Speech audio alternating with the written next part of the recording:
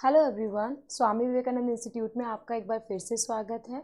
आज जो हम पार्ट लेकर आए हैं which is session 2 UGC NET previous year exams में से हमने ये पीडीएफ जो बनाई है which is related to UGC NET question papers जो कि प्रीवियस ईयर में पूछे जा चुके हैं और आने वाले ईयर्स में भी इन क्वेश्चंस के ऊपर और भी डिफरेंट काइंड ऑफ क्वेश्चन के डिज़ाइन प्रिपेयर किए जा सकते हैं।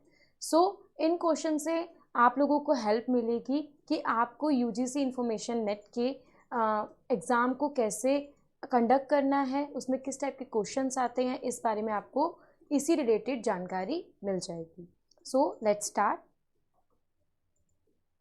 It's all about UGC NET previous year question papers. उसमें से कुछ क्वेश्चंस का हमने आज इस स्लाइड के अंदर उनको इन्वॉल्व किया है।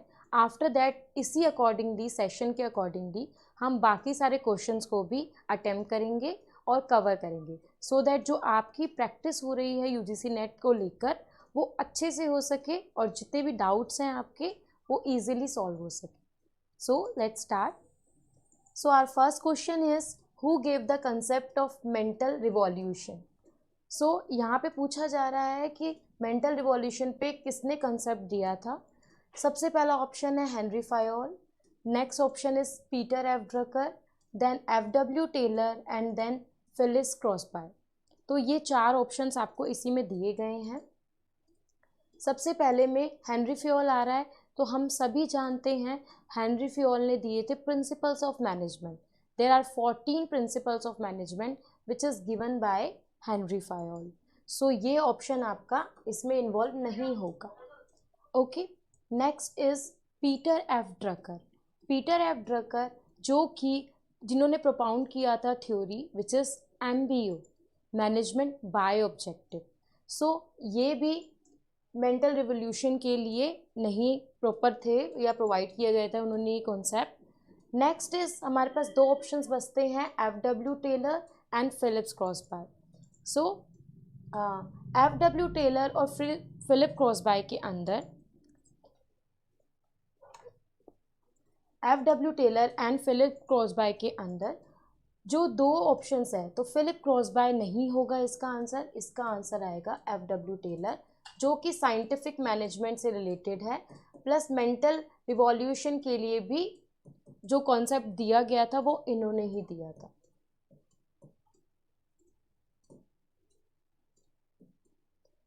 सो नेक्स्ट क्वेश्चन की तरफ बढ़ते हैं हम।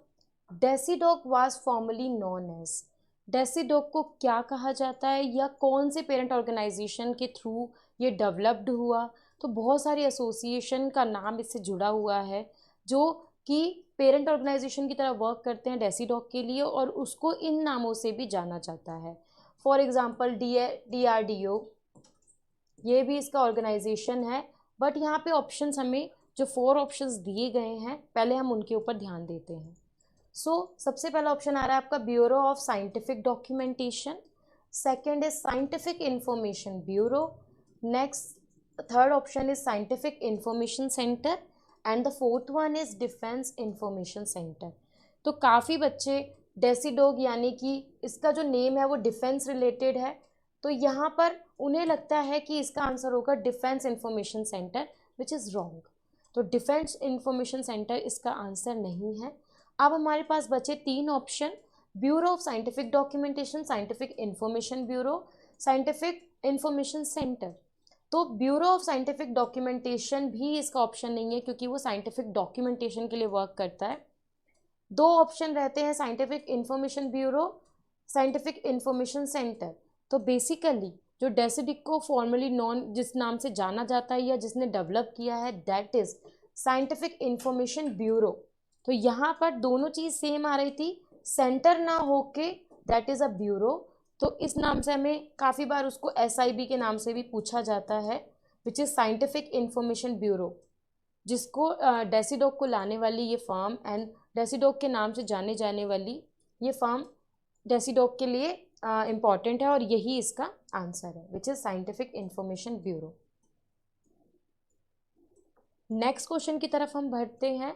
Our next question is law of parsimony belongs to. तो there are many laws which is given by SR Ranganathan, many canons and normative principles are given by Saranganathan and other authors. So यहाँ पे जो हमारे options आ रहे हैं, हमसे question में पूछा जा रहा है कि लॉ ऑफ पार्सिमोनी किसने प्रोवाइड किया है। तो लॉ का नाम सुन के काफ़ी बच्चों के दिमाग में आ जाता है कि अवर 5 लॉज, तो वो ये नहीं होगा, बिकॉज 5 लॉज में से books are for use, every reader get his her book, every book get his her reader its reader, save the time of the user, and library is a growing organism after that organization. So वो हमारे 5 laws हैं, जिसमें से यहाँ पर कुछ भी नहीं दे रखा, तो ये लॉ उन लॉज के साथ कंक्लूड नहीं किया गया है। अब हम अपने ऑप्शन की तरफ बढ़ते हैं। उसमें फर्स्ट ऑप्शन आ रहा है आपका postulates, second is normative principle, third is rules and fourth is canons. So ये 4 ऑप्शंस हमें यहाँ पे प्रोवाइड किए गए हैं और उसमें से पूछा गया है लॉ ऑफ पार्सिमोनी इनमें से किसका हिस्सा है।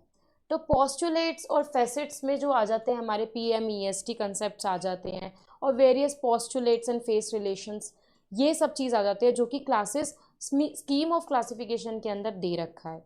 तो पोस्टुलेट्स यहाँ पर आंसर नहीं होगा। फिर अगर हम बात करते हैं लास्ट ऑप्शन कैनन्स की, तो canons are also given, but canons are its canon of array, canon of recall value, that is canon. तो वहाँ पे स्टिमुलेट किया जाता है कि कैनन उसके आगे लिखा जाता है, तो यहाँ पर नहीं लिखा जा रहा है, यहाँ पे लॉ ऑफ पार्सिमनी पूछ रहे हैं, तो कैनन भी इसका हिस्सा नहीं होगा। कैनन में या तो प्रिंसिपल्स यूज़ होते हैं या कैनन वर्ड ही यूज़ किया जाता है। देन बात करें रूल्स और नॉर्मेटिव प्रिंसिपल्स की, रूल्स ऐसे पर्टिकुलर रूल्स लॉ के अकॉर्डिंगली नहीं प्रोवाइड किए गए हैं, तो यहाँ पे रूल्स ऑप्शन भी करेक्ट नहीं होगा। लास्ट ऑप्शन जो आपके पास बचता है which is normative principle, which is given by S R Ranganathan, this is the correct option of third question which is law of parsimony belongs to the. तो law of parsimony जो कि normative principal का part है उसी से belong करता है। Okay, next हम बढ़ते हैं अपने फोर्थ क्वेश्चन की तरफ, which is identify the person not associated with. यहाँ पर अगर हम ध्यान दें तो यहाँ पे ये क्वेश्चन हमसे नॉट एसोसिएट का पूछ रहा है कि जो इनमें शामिल नहीं है with the development of UDC. UDC की बात करें तो UDC it's a scheme of classification, तो ये जो प्रोवाइड की गई थी ये बाय 2 फ्रेंच साइंटिस्ट से प्रोवाइड की गई थी, universal decimal classification. So basically इसमें हमारे जो ऑप्शंस हैं हम उनकी तरफ बढ़ते हैं। पहला आ रहा है S R Ranganathan, second is Paul Otlet, HE Bliss, Henri La Fontaine. तो इनमें से कौन इसका नहीं है पार्ट? तो अगर हम बात करें तो यूडीसी के डेवलपर 2 ऑथर्स हैं जो कि फ्रेंच साइंटिस्ट हैं, which is Paul Otlet and Henri La Fontaine. तो ये दोनों तो यूडीसी से एसोसिएटेड है, यूडीसी को डेवलप करने में इन्होंने ही यूडीसी को डेवलप किया है। अब हमें पता चल गया है कि ये दोनों तो एसोसिएट है, बाकी तो 2 ऑप्शंस बचे वो नॉट एसोसिएटेड होंगे यूडीसी से। सो पहला जो हमारा ऑप्शन निकल के आ रहा है that is S R Ranganathan और सेकेंड इज HE ब्लिस। तो हम आंसर में रखेंगे 1 और 3 जो कि एसोसिएटेड नहीं है यूडीसी से।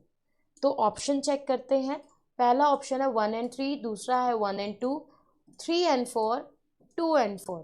तो हमारा आंसर है 1 and 3, तो ये ऑप्शन हमारा फर्स्ट ऑप्शन के साथ मैच कर रहा है, तो this option is correct. Okay, so अब बढ़ते हैं अपने अगले क्वेश्चन की तरफ जो कि है इंफॉर्मेशन आउटलुक मैगजीन, जो कि एक बाय मंथली मैगजीन है विच इज़ पब्लिश बाय। ये किसकी पब्लिकेशन है इसके अंदर ये पूछा जा रहा है। अपनी प्रीवियस वीडियोस में हम ये सारे एसोसिएशन एक बार पढ़ चुके हैं, इफ्ला, ALA, SLA, सिलिप। तो basically IFLA international federation of library association, ALA American library association की बात कर रहे हैं, ये SLA स्पेशल लाइब्रेरी एसोसिएशन की बात कर रहे हैं, एंड सिलिप जो कि अब LA था अब सिलिप हो चुका है, which is chartered institute of LIS library and information professionals, उसकी बात कर रहे हैं। तो इन चारों में से इंफॉर्मेशन आउटलुक जो मैगजीन है which comes in a frequency bimonthly, वो कौन पब्लिश करता है?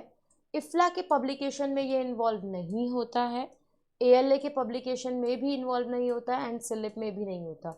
It's a publication of special library association. So the answer is special library association, SLA. So your correct option is option C. Okay. Arrange the following principles of management given by Henry Fayol in proper sequence. तो basically Henry Fayol ने 14 principles provide किए थे. Division of work, authority and responsibility, discipline, then so on. ये जो हम अपने previous video में discuss कर चुके हैं. यहाँ पे हम देखते हैं कि हमें कौन से 4 ऑप्शंस प्रोवाइड किए गए हैं उन 14 प्रिंसिपल के अंदर से. तो पहला जो ऑप्शन है which is division of work, second is unity of command, then discipline, and then authority and responsibility. तो बच्चे कंफ्यूज कभी कभार ये कर जाते हैं कि वो 14 प्रिंसिपल को उनके अरेंजमेंट के अकॉर्डिंग नहीं पढ़ते. जो हमने प्रीवियस वीडियो में डिस्क्राइब किया था 14 प्रिंसिपल्स ऑफ मैनेजमेंट को, हमने उसको अकॉर्डिंग देयर जो भी उनका क्रोनोलॉजिकल ऑर्डर है उसी अकॉर्डिंग में पढ़ा था.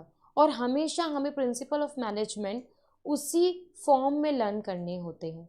सो दैट यहीं पर वही ये करेक्ट सीक्वेंस मांग रहे हैं हमसे कि इन चारों को आप सीक्वेंस के अकॉर्डिंगली लगाओ कि फर्स्ट लॉ कौन सा है, फर्स्ट प्रिंसिपल कौन सा है, सेकंड, थर्ड एंड फोर्थ कौन सा है.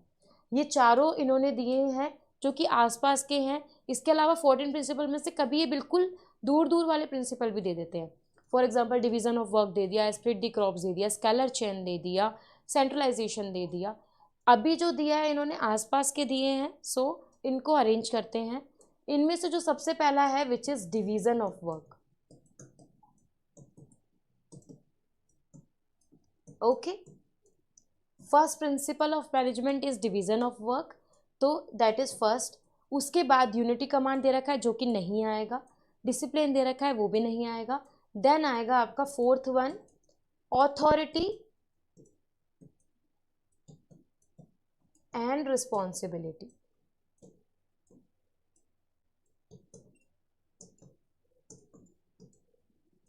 ओके, जो कि ये हमारा फर्स्ट ही था और ये हमारा सेकेंड प्रिंसिपल ऑफ मैनेजमेंट ही है.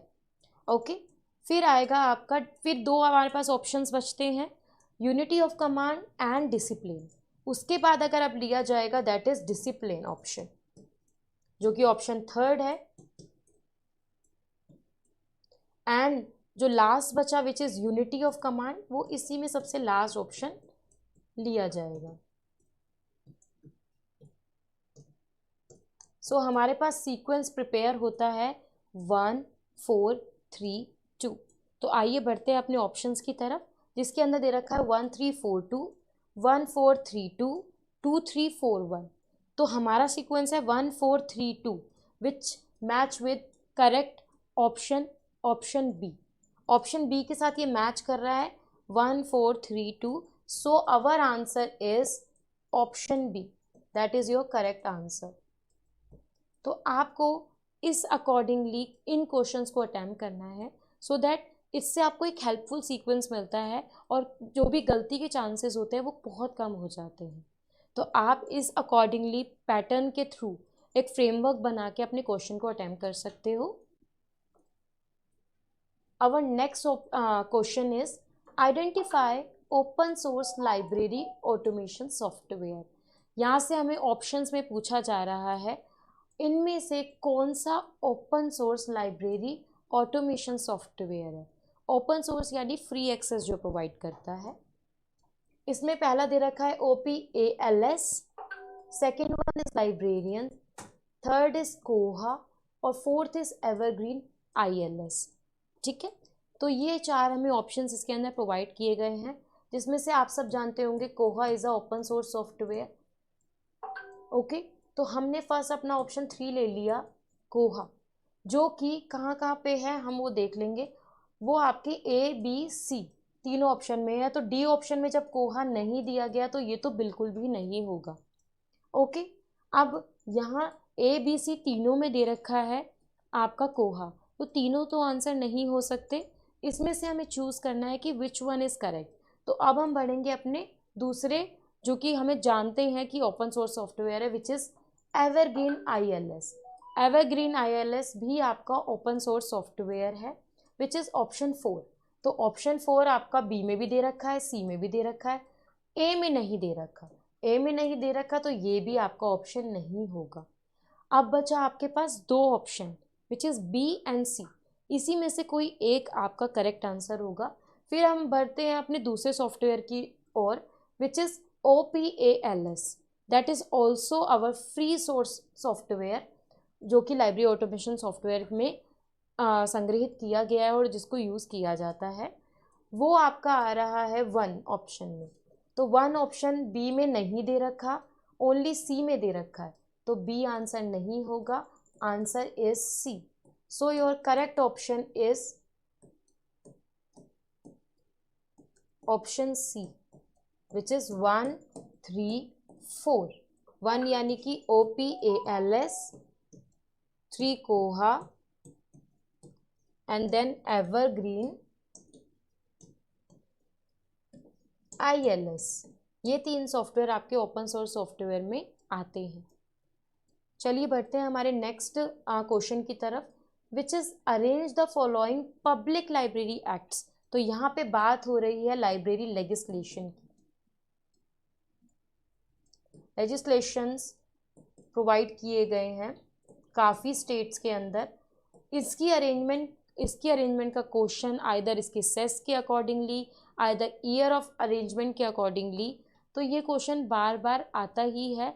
बस यहाँ पर स्टेट्स चेंज कर दिए जाते हैं सो दैट बच्चे कंफ्यूज हो जाएं और उनका ऑर्डर एक तरह से मेंशन नहीं कर पाएँ। तो यहीं पर हम इसको ऑर्डर वाइज लगाते हैं। पहला हमारा जो ऑप्शन दे रखा है,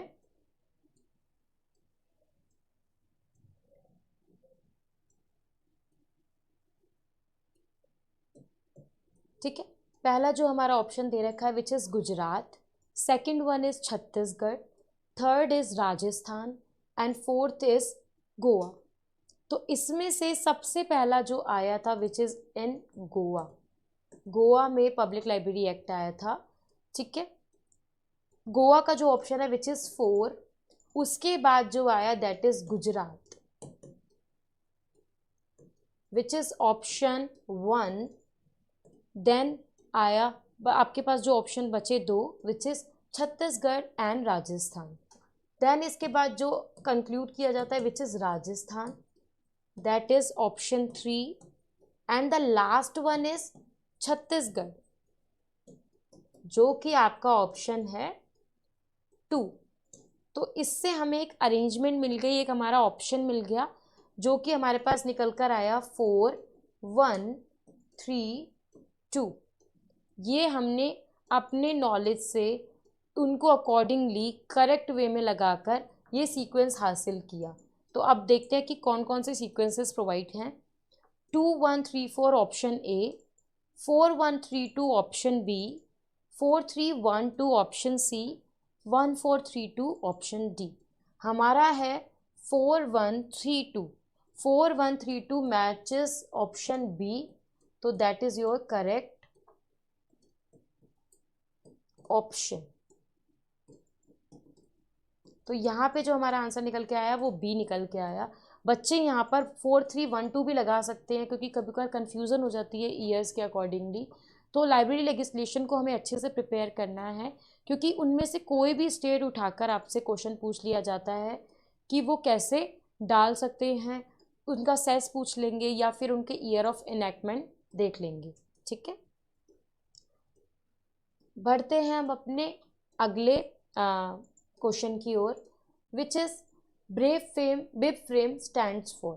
तो ये क्वेश्चन भी, ये सारे क्वेश्चन आपके यूजीसी पेपर्स में आए हुए हैं, काफ़ी बार इसमें से प्रोवाइड किए गए, दोबारा बार बार रिपीट भी हुए हैं। तो यही इस वजह से क्या होता है कि कुछ क्वेश्चंस इसी में ही सिर्फ क्वेश्चन का डिज़ाइन करके चेंज करके दोबारा से प्रोवाइड किया जा सकता है। जब हमें कंसेप्ट का पता हो, फिर क्वेश्चन चाहे किसी भी अकॉर्डिंग या किसी भी डिज़ाइन के थ्रू प्रोवाइड किया जाए, हमें वो ईजिली कैच हो जाता है और हम उसको ईजिली एक्सेस कर सकते हैं। तो पहला हमारा क्वेश्चन आ रहा है, बिब frame stands for, bib frame stands for, basically BIBFRAME की फुल फॉर्म पूछ रहे हैं ये। सो अपने ऑप्शन पे हम गो थ्रू करते हैं। पहला आ रहा है आपका bibliograph framework, second option is biography framework, and next is bibliographical framework.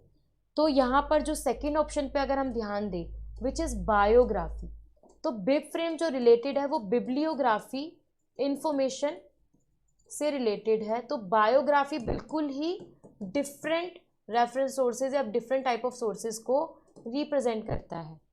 Okay, which is biography autobiography related to literature, और bibliography is a list of books. Okay, तो इसमें से बायोग्राफी ऑप्शन आपका नहीं होगा। फिर चलते हैं ऑप्शन 1 और ऑप्शन 3 की तरफ, विच इज बिब्लियोग्राफ फ्रेमवर्क, और third is bibliographical framework. So bibliograph framework इसका आंसर नहीं होगा। Correct answer is option 3 bibliographical framework, जो कि आपका करेक्ट ऑप्शन है, that is bibliographical framework. Bib frame stands for bibliographical framework. So your correct answer is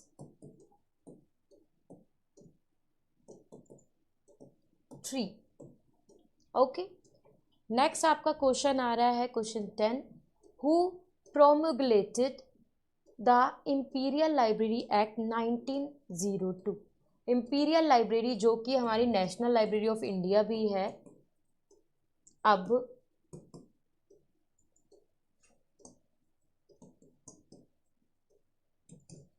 अगर हम इसकी हिस्ट्री की बात करें तो कैलकाटा पब्लिक लाइब्रेरी जो कि 1836 में स्टार्ट की गई थी, वो आफ्टर 1902 में इंपीरियल लाइब्रेरी का नाम उसको दे दिया गया। उसी समय इंपीरियल लाइब्रेरी एक्ट पारित हुआ था 1902 में। वो कौन लेकर आए थे या किसने उसको प्रोवाइड किया था? वही लाइब्रेरी, इंपीरियल लाइब्रेरी ही आगे जाके 1948 में नेशनल लाइब्रेरी ऑफ इंडिया घोषित कर दी गई इन Kolkata. So this is the history of Imperial Library, now known as National Library of India.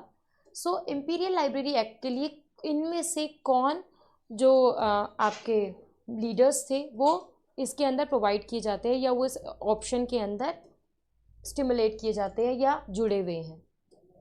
First is option 1 lord Curzon, second lord Mountbatten, third option is lord Canning, and the fourth option is lord Dalhousie. So इसमें से Dalhousie library science से related नहीं है, not Canning, not Mountbatten, answer is lord Curzon. Viceroy lord Curzon जो कि 1902 में imperial library का उन्होंने ही नेम चेंज किया था, उन्होंने ही इसको इंपीरियल लाइब्रेरी घोषित किया था, और इंपीरियल लाइब्रेरी एक्ट 1902 में लाने वाले भी वही थे। So the correct answer is lord Curzon.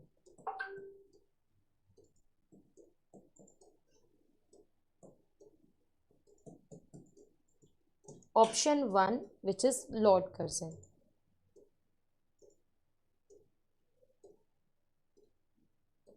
So ये कुछ आपके पेपर्स थे जो कि क्वेश्चंस थे जो कि प्रीवियस ईयर पेपर्स में पूछे गए हैं, एग्जाम्स में आ चुके हैं। इन्हीं को ही इनका डिज़ाइन चेंज करके इनमें कुछ और टेक्निक्स डाल के कुछ और चीज़ों को ऐड ऑन करके या डिडक्ट करके दोबारा से यही क्वेश्चन पूछा जाता है, इन्हीं पैटर्न पे क्वेश्चन पूछा जाता है। इन क्वेश्चंस को सेशन में लेने का सबसे ज़्यादा इम्पॉर्टेंट जो मेरा मोटिव था वो यही था कि आपको यूजीसी नेट के पैटर्न का पता चले, यूजीसी नेट में किस तरीके के क्वेश्चन आते हैं वो पता चले, और यूजीसी नेट में किस तरह के क्वेश्चन को किस तरह से अटेम्प्ट आप कर सकते हैं उसका आइडिया आपको लग जाए। इसी तरीके से नेक्स्ट क्लास में, नेक्स्ट वीडियो में हम इसका सेशन 3 लेकर आएंगे जो कि also related to UGC NET library and information science previous year papers, plus जो अभी 2023 में हुआ है उन पेपर के क्वेश्चंस भी इसमें इन्वॉल्व होंगे। सो आफ्टर दैट, तब तक के लिए आप इस वीडियो को अच्छे से वॉच कीजिए। जो भी आपके डाउट है इन क्वेश्चन से रिलेटेड वो आप कमेंट सेक्शन में पूछ सकते हैं, और इस वीडियो से आपके जितने भी डाउट्स हैं वो क्लियर हो सके, मैं यही आशा करती हूँ। तो तब तक के लिए इस वीडियो को लाइक कीजिएगा, शेयर कीजिएगा एंड चैनल को सब्सक्राइब कीजिएगा। Thank you so much.